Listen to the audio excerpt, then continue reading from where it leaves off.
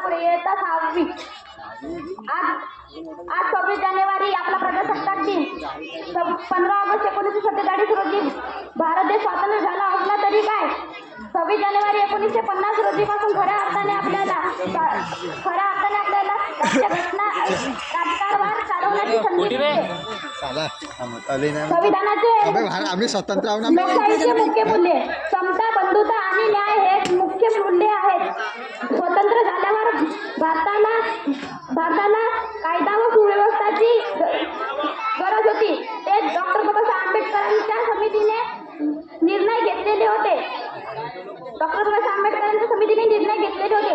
विचार मांडल्यानंतर डॉक्टर बाबासाहेब आंबेडकरांच्या नेतृत्वाखालील मसुदा समितीने राज्यघटना तयार केली व 26 नोव्हेंबर 1949 रोजी ती स्वीकारली। डॉक्टर बाबासाहेब आंबेडकरांच्या समितीचे प्रचंड आव्हान